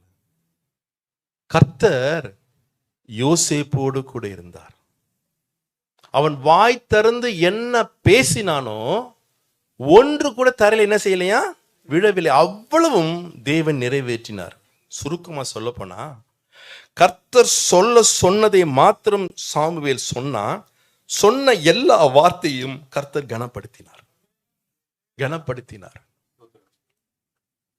அடுத்த வசனம் தான் ஆசீர்வாதம். என்ன ஆசீர்வாதம் பாருங்க, அடுத்த வசனம் வாசிங்க. சாமுவேல் கர்த்தருடைய தீர்க்கதரிசிதான் என்று தான் முதல் பெயர்சபா மட்டும் உள்ள சகல இஸ்ரவேலருக்கு விளங்கினது. என்ன வசனம் இதாங்க, பிளெஸிங்ன்றது. இதான் பிளெஸிங். இஸ்ரவேல் தேசத்தின் தெற்கு பகுதி தான், வடக்கு பகுதி பெயர்சபா. சுருக்கமாய் சொன்னா, கன்னியாகுமரில இருந்து காஷ்மீர் வரைக்கும் எந்த மூல முடுக்குல போய் நீங்க கேட்டாலும் ஜனங்க திரும்ப சொல்லுவாங்க, கர்த்தர் யார், சாமுவேல் யாரு? தீர்க்கதரிசி இல்லம்மா, நல்லா படிங்கம்மா, கர்த்தருடைய தீர்க்கதரிசி. இதுதான் சாட்சி, இதுதான் ஆசீர்வாதமா. அந்த காலத்துல யூடியூப், ஃபேஸ்புக், இன்ஸ்டாகிராம் அந்த லொட்டு லுஸ்க்கு எந்த கிடையாது. நோ போஸ்டர், நோ ஹேண்ட்பில்ஸ், ஒன்றும் கிடையாது. ஆனா எந்த மூல போய் கேளுங்களேன், சாமுவேலா கர்த்தருடைய தீர்க்கதரிசி, அவர் வாய் திறந்து சொன்னா ஒண்ணு கூட என்ன ஆகாது, மிஸ் ஆகாதுங்க. காரணம், கர்த்தர் அவனோடு கூட இருந்தார். இந்த கொரோனா வந்ததுல நிறைய தீமை நடந்தாலும் ஒரு நன்மை நடந்துச்சு தெரியுமா? இந்த கள்ள தீர்க்கதரிசியின் முகத்திரைய கர்த்தர் கிழித்தார். சொன்னது ஒண்ணு கூட இன்னை வரைக்கும் என்ன செய்யல, அவங்க தீர்க்கதரிசி. ஆனா சாமுவேல் கர்த்தருடைய தீர்க்கதரிசி. கர்த்தர் சாமுவேலோடு கூட இருந்தார். ஏன் இருந்தார்? சாமுவேல் யார் வீட்டுல வளர்ந்தான்? ஏலியின் வீட்டுல. ஏலி யாரு? ஆசாரி. ஏலிக்கு எத்தனை பிள்ளைங்கள்? பேர் என்ன? தங்கமான பிள்ளைங்கள்ல, செல்லம்ல. எப்படிப்பட்ட பிள்ளைகள் தெரியுமா? ஏலியின் ஆசாரியுடைய பிள்ளைகளாய் இருந்தும் அவர்கள் கர்த்தரை அறியவில்லை.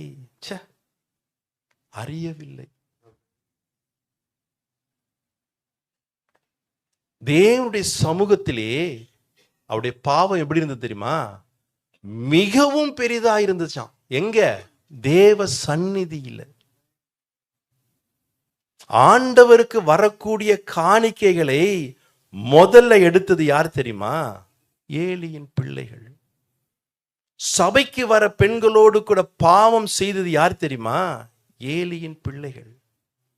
அந்த வீட்டுல அவனோடு கூட தான் சாமுவேல் வளர்ந்தான். ஆனா அந்த 2 பேர்கிட்ட காணப்பட்ட ஒரு கெட்ட குணாதிசயம் ஒன்று கூட யார்கிட்ட இல்லை தெரியுமா? சாமுவேல்கிட்ட இல்லைங்க. அதனால்தான் கர்த்தர் அவனோடு கூட இருந்தார். நாம் இந்த பொல்லாத உலகத்துல தான் வாழ்கிறோம். நம்மை சுற்றிலும் இருக்கிற ஜனங்கள் பொல்லாதவர்கள் தான். ஆனால் அவர்களோடு கூட சேர்ந்து வாழ்வது கிறிஸ்துவ வாழ்க்கை அல்ல. பிரித்தெடுக்கப்பட்ட வாழ்க்கை வாழ்கிற மகனோடு மகளோடு கூட கர்த்தர் கூட இருந்து 100 மடங்கு பலனை காண உதவி செய்யும். இன்னைக்கு கிறிஸ்தவத்திற்கும் புறஜா மக்களுக்கு என்ன இல்லை? வித்தியாசம் இல்லைங்க. நீங்க ஓப்பனிங் பிணைக்காசம் எங்கே வெளியே இருப்பாங்க, சபைக்குள்ளே இருப்பாங்க, நிறைய ஓப்பனிங் பிணைக்காசம் உள்ளே இருக்கும். நாம தான் கேர்ஃபுல்லா பிரித்தெடுக்கப்பட்ட வாழ்க்கை வாழ வேண்டும். வசனம் சொல்லுது, சாமுவேல் கர்த்தருக்கு முன்பதாக சணல் நூல் தரித்து ஏபோத்தை தரித்து கர்த்தருக்கு பணிவிடை செய்து கொண்டிருந்தான். யாரு கூட சேரல தெரியுமா? இந்த 2 பிள்ளைகளோட அவன் சேரவில்லை. எந்த அளவுக்கு நாம் பிரித்தெடுக்கப்பட்ட வாழ்க்கை வாழ்கிறோமோ, நம்ம கூட பிரயாணம் பண்ணுகிற ஒருத்தர் உண்டு. அவர் தான் என் ஆண்டவராகுது. உலகத்தோடு கூட உலகமாய் மிங்கில் ஆகி வாழ்கிற, உலகத்தோடு தான் சேர்ந்து வாழணும் உலகத்தான் சொல்லுவான். ஆனா வசனம் சொல்லுது, நீ உலகத்தை விட்டு பிரித்தெடுக்கப்பட்ட வாழ்க்கை வேண்டும். ஏன் இஸ்ரவேல் மக்களை தேவனால் சபிக்க முடியல? பாலாக்கு சொல்லியும் பிழையாம் சொல்லியும் ஏன் சபிக்க முடியல? ஏன் சபிக்க முடியல? ஒரு காரியம் உண்டு, வாசிக்கலாம். என்னாகமத்தின் புஸ்தகம் 23ஆம் அதிகாரம் 9ஆம் வசனத்தை வாசிங்கள். 23:9. கண்மலை உச்சியிலிருந்து நான் அவனை கண்டு, பிழையாம் சொல்லுறான், கண்மலையின் உச்சியிலிருந்து நான் அவனை கண்டு குன்றுகளிலிருந்து அவனை பார்க்கிறேன், குன்றுகளிலிருந்து அவனை பார்க்கிறேன். அந்த ஜனங்கள் ஜாதிகளோட இஸ்ரவேல் ஜனங்கள் யாரோட கனவுல தெரியுமா? அந்நிய ஜாதியோடு கலக்கவில்லை. கர்த்தரால் அவளை என்ன செய்ய முடியவில்லை? சபிக்க முடியல. என்னைக்கு மீதியானோரோடு கூட அவன் கலந்தாங்களோ சபிக்க ஆரம்பிச்சார். வாதை வந்தது, மரணம் உண்டானது. நானும் நீங்களும் பிரித்தெடுக்கப்பட்ட வாழ்க்கை வாழ்வதற்காக அழைக்கப்பட்டிருக்கிறோம். புதிய ஏற்பாட்டுல பவுல் மிக அழகாய் சொல்லுகிறான், இப்பிரபஞ்சத்திற்கு ஒத்த வேஷம் தெரியாமல் தேவனுடைய நன்மையும் பிரியமும் பரிபூர்ணமான சித்தம் இன்னதென்று பகுத்தறியத்தக்கதாக உங்கள் மனம் புதிதாகிறதுனாலே மறுரூபமாகுங்கள். இந்த மனம் புதுசாய் மறுரூபம் ஆனாதான் இயேசு வரும்போது சரீரம் மறுரூபமாக முடியும். அந்த மனம் புதிதாய் மறுரூபமாக முடியாம இருக்க காரணம் என்ன தெரியுங்களா? இப்பிரபஞ்சத்திற்கு ஒத்த வேஷம். இயேசு தம்முடைய சுய ரத்தத்தை சிந்தி என்னையும் உங்களையும் ரட்சித்தது மாத்திரமல்ல, இந்த சபையையும் ரத்தத்தினால் சம்பாதித்திருக்கிறார். சாதாரண ரத்தம் அல்ல, மகா பரிசுத்தம் உள்ள ரத்தம். இந்த உலகத்துல ஏன் வச்சார் தெரியுமா? உலகம் ஆண்டோடைய பிள்ளையாய் மாற வேண்டும் என்று சபையை வைத்தார். இன்னைக்கு சபைக்குள்ள என்ன வந்துடுச்சு தெரியுமா? உலகம் வந்துடுச்சு. இப்பிரபஞ்சத்தின் வேஷம் எங்க வந்துடுச்சு? சபையில வந்துடுச்சு. சில ஆண்டுகளுக்கு முன்பதாக வைசாக்ல இருந்து ஒரு ஃபேமிலி வந்தாங்க. நாங்கள் ஒரு வேலையாக ஊருக்கு வந்திருக்கோம், சென்னைக்கு வந்திருக்கிறோம். அவங்களுக்கு இந்த ஊரை பற்றி ஒன்றும் தெரியாது. அவங்க ஒரு இடம் சொல்லி சண்டே சர்வீஸ் அங்கே போகணும், கொஞ்சம் என்னை கூப்பிட்டு போறீங்களான்னு கேட்டாங்க. சரி, நான் அந்த சண்டே ஃப்ரீயாக தான் இருந்தேன்னு கூப்பிட்டு போனேன். நான் முதல்ல எந்த சபை எந்த கதை நமக்கு வேணாம், சபை சொல்கிறத கேளுங்க, அடுத்து முடிஞ்சு இது எந்த சபையாக இருக்கும், இதுவோ இதெல்லாம் வேணாம். நான் உள்ளே நுழைஞ்சேன். நான் ஹிந்துவாக இருந்து 10 வருஷம் கடவுளே இல்லை என்று சொல்லி நாஸ்திகனாக துன்மார்க்கமாய் வாழ்ந்துட்டு தான் வந்திருக்கிறேன். இந்த கரையும் பார்த்துட்டேன், அந்த கரையும் பார்த்துட்டு தான் இப்போ இங்கே வந்திருக்கிறேன். அது உள்ளே நுழைஞ்சேன். பெங்களூரில் நான் ரொம்ப வருஷம் பெங்களூரில் ஒர்க் பண்ணேன். அங்கே சாயங்காலம் 7 மணி ஆஃபீஸ் முடிஞ்சோடனே நான் தங்கி இருக்கிறது ஹோட்டலில் தங்குறதா இருந்தாலும் பப்பில் தான் அதிகமாக இருப்பேன். உள்ள நுழைகிறேன், பப்பில் இருக்கிற அட்மாஸ்பியருக்கும் அந்த சபைக்கும் வித்தியாசம் இல்லை. என்ன லைட்ஸு. அவன் வாசிக்கிறான், அந்த பேடு இல்லை, மேனுவல் ட்ரம்ஸு. உள்ளேருந்து புகை புஷ்ஷுன்னு வருதுங்க. இது சபையா பாரா? இப்போ உலகம் எங்க இருக்கு? இப்போ ஆண்டவர் எங்க இருக்காரு? வெளியே இருக்கார். கர்த்தர் 100 மடங்கு மாத்திரம் ஆசீர்வதிச்சிட முடியுமா? நான் போறேன், லிஃப்ட்ல ஏறுறேன், நானு அந்த சிஸ்டர், அந்த அவங்க ஹஸ்பண்டு, அவங்க மகன் மருமக ஏறுறேன்.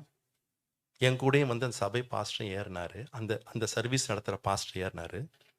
சபைக்கு முக்கா பேண்ட் போட்டுன்னு வர்றாரு. பர்மடாஸ். எங்க போகுதுங்க சபை? எங்க போகுது சபை? உலகம்.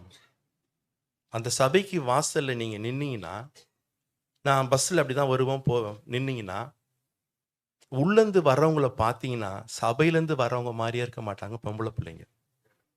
சினிமா நடிகைகளை விட கீழ்த்தரமாய் வருவார்கள். உள்ள என்ன சத்தியம் சொல்றார்கள், வாழ்க்கையில் அவங்களுக்கு என்ன மாற்றம் வந்தது தெரியலைங்க. வெள்ளடிக்கப்பட்ட கல்லறை மாதிரி மூஞ்சிடும், அவ்வளோ மேக்கப், வெள்ளடிக்கப்பட்ட கலர், அதில் செக்கச்சவேன்னு லிப்ஸ்டிக், பஸ் ஸ்டாண்டில் வந்தால் செல்ஃபி, அதுவும் வாயை வச்சுட்டு கண்ணு வச்சு. நான் மாத்திரம் ஆண்டவராக இருந்தேன்னு வச்சுக்கோ, 6 மாதம் அப்படியே விட்டுருவேன். அப்படியே நீல வாயை மூக்க வச்சுக்கிட்டு அப்படியே போய் சோத்துல முட்டு காவலை விழு. நல்ல வாயை கொடுத்துருக்காரு, ஒழுங்கா வைக்க வேண்டியதானே. அது செக்கச்செவல் பன்னிக்கு பைல்ஸ் வந்த மாதிரி. எங்க இதெல்லாம் எங்க நடக்குது? சபை சபை கேவலங்க, கேவலம். நானும் நீங்களும் உலகத்துக்கு ஒத்த வேஷம் தரிக்க கூடாது. ஒரு வசனத்தை சொல்லி நான் முடிச்சிடறேன், எல்லாருக்கும் தெரிஞ்ச வசனம். நீயோ அநேக ஜாதிகளுக்கு நீ என்ன செய்ய மாட்ட? நம்மளுக்கு உடனே தெரிஞ்சது என்ன தெரியுமா? பைசா. அதானே, உடனே பைசா. உலகத்தின் ஃபேஷனை நீ கடன் வாங்கக்கூடாது. உன்கிட்ட இருக்கிற உன்னுடைய வாழ்க்கை ஸ்டைல அவன் கடன் வாங்கணும். உன்கிட்ட ஐயோ எப்படி இருக்கிறா பாரு அந்த பொண்ணு, அந்த பையன் எப்படி இருக்கிறான் பாரு, அது அவங்க வாங்கி அவங்க உள்ள வர்றதுதான் கிறிஸ்துவ வாழ்க்கை. நம்ம உலகத்துல இந்த வார சீரியல்ல ஒரு நடிகை ஒரு போட்டு வந்த ட்ரெஸ் அடுத்த சண்டே எங்க பார்க்கலாம் தெரியுமா? சபையில பார்த்துடலாம். அன்னைக்கு ஒரு கிறிஸ்துவ கல்யாணத்துக்கு போயிருக்கேன், கிறிஸ்டியன் கல்யாணம். அந்த கிறிஸ்டியன் கல்யாணம் சொல்லவே கூடாது. டிஜே போட்டு டான்ஸ் ஆட்டம், ஐயோ தாங்க முடியலைங்க, தாங்க முடியல. எனக்கு 2 ரோக்கு முன்னாடி ஒரு அம்மா உட்காந்துருக்கிறாங்க, நல்ல கொண்டை போட்டு பூலாம் வச்சிருந்தான். கண்ணு கேட்ட தூரம் முதுகுல ஜாக்கெட் இருக்கானே தெரியல. இதுல பியூட்டி என்ன தெரியுமா? செல்போனை பின்னால ஒரு பொண்ணுகிட்ட கொடுத்து போட்டோ எடுக்கணுமா, பின்னால போட்டோ எடுத்து அனுப்பணுமா. என்னத்துக்கு? யாரு? கிறிஸ்தவர்கள். கிறிஸ்தவர்கள் அசிங்கம். காரணம் எங்கிருந்து வருது? உலகம் எங்க வருது? சபைக்குள்ள வருது. சத்தியமா சொல்றேன், அப்படிப்பட்ட வாழ்க்கை வாழ்வுகளோட கர்த்தர் கூட இருக்க மாட்டார். 100% பலனை உன் ஜீவிய காலம் முழுதும் காண மாட்டாய். நீ உலகத்தை விட்டு பிரித்தெடுக்கப்பட்ட வாழ்க்கை. சாமுவேல் அங்கேதான் வாழ்ந்தான். யோசித்து பாருங்க, ஒரு கெட்ட குணாதிசயம் கூட அவனுக்கு வரல. ஏலியின் பிள்ளைகள் சபைக்கு வர பெண்களோடு கூட தகாத உறவுகள். இன்னைக்கு ப்ரப்போசல் பிரேக்கப் எங்க நடக்குது? சபைக்குள்ளே ப்ரப்போசல். விளங்குமா? இல்லை நீ தான் விளங்குவியா? எது சபை? சபை ப்ரப்போசல் கொடுக்க சபை வச்சிருக்கார் ஆண்டவர். தயவு செய்து இந்த உலகத்தின் காரியங்களை உங்களை விட்டு விலக்க விலக்க, இப்பிரபஞ்சத்துக்கு ஒத்த வேஷம் நீங்கள் தெரியாமல் விலக்க உன்னை நிச்சயம் கர்த்தர் உன்னோடு கூட இருப்பார். உன் ஃப்ரெண்டு சொல்லுவா பைத்தியக்காரி லூசுன்னு சொல்லுவா. You don't least bother. இன்னைக்கு பைத்தியக்காரின்னு சொல்லுவா, நாளைக்கு அவர் பைத்தியமாவே திரிவாள். நீ கரெக்டா இருந்தீங்கன்னா கர்த்தர் உன்னோடு கூட இருப்பார். உன்னை கடைசி வரைக்கும் கொண்டு சேர்க்க தேவன் வல்லவராக இருக்கிறார். நம்முடைய வாழ்க்கையை மாற்றுவோம். தேவனோடு வைத்திருக்கிற உறவை சரி செய்து கொள்வோம். சரியா இருந்தா போதுங்க, வேற ஒண்ணுமே வேணாங்க. நான் சொன்ன இந்த வாக்குத்தத்தம் மாத்திரமல்ல, இதுல இருக்கிற எல்லா வாக்குத்தத்தமும் உங்களுக்கு தேவன் அப்படியே நிறைவேற்ற வல்லவராக இருக்கிறார். ஒரே ஒரு காரியம், கர்த்தர் என்னோடு கூட இருக்கிறாரா? நான் கர்த்தரோடு கூட இருக்கிறேனா? ஒரு நிமிஷம் நிதானித்து பார்ப்போம். கண்களை மூடுவோம், கண்களை மூடுவோம். ஒரே ஒரு நிமிஷம் நம்ம நிதானித்து பார்ப்போம்.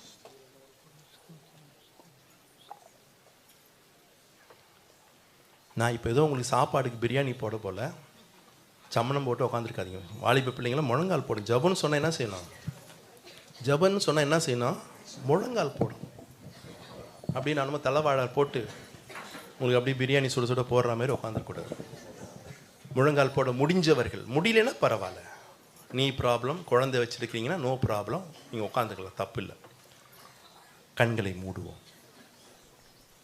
கேட்ட சத்தியத்துக்கு முன்பதாக நம்முடைய உள்ளான மனுஷனை கொண்டு வந்து நிறுத்தி, கர்த்தர் இன்னைக்கு என்னோடு கூட இருக்கிறாரா, நான் அவரோடு கூட இருக்கத்தக்கதான உறவிலே நான் வாழ்ந்து கொண்டிருக்கிறேனா? கேளுங்க, நீங்களே கேளுங்கள். நான் யாரையும் குற்றவாளியாக தீர்க்கல. அப்படி இருந்தீங்கன்னா ஸ்தோத்திரம், இன்னும் கர்த்தர் உங்களை ஆசீர்வதிப்பார். அப்படி இல்லைன்னு சொன்னால் சரி செய்து கொள்ள வேண்டிய ஒரு நேரத்துக்குள் நாம் வந்திருக்கிறோம். ஆராய்ந்து பாருங்கள். நான் பரிசுத்தத்திற்காக வைராக்கியமாக எழுந்து நிற்கக்கூடிய ஜனமாக, மனிதனாக, மனுஷியாக இருக்கிறேனா, இல்லை உலக மக்களை போல என் வாழ்க்கை ஓடிக்கொண்டிருக்கிறதா? மன்னிச்சுட்டு ஒப்புரவாகிவிட்டு சமாதானமான வாழ்க்கை வாழ்கிறேனா? இந்த உலகத்துக்கு ஒத்த வேஷம் தெரியாமல், உலகத்தோடு கூட நான் கலந்திடாமல் பிரித்தெடுக்கப்பட்ட வாழ்க்கை வாழ்கிறேனா? கேளுங்க, உங்களையே கேளுங்க. ஆவியானவர் எதை உணர்த்துகிறாரோ அதை அறிக்கை செய்து இங்கேயே விட்டு இன்று முதல் நீங்கள் ஒரு புதிய அத்தியாயத்தை, ஒரு புதிய வாழ்க்கை ஆரம்பிப்பதற்கு உங்களை நீங்கள் ஒப்பு கொடுக்கும்பொழுது கர்த்தர் உங்கள் வாழ்க்கையில பெரிய காரியங்களை செய்ய அவர் வல்லவராக இருக்கிறார். 10%, எல்லாத்திலும் 10%. உன் வாழ்க்கையில எல்லாம் 10% பிளெஸ்ஸிங்காக மாறணும்னு சொன்னா சபையே பரிசுத்தமாய் வாழ ஒப்பு கொடுங்கள். தயவு செய்து இந்த செல்போனுக்கு அடிமை ஆகாதீர்கள்.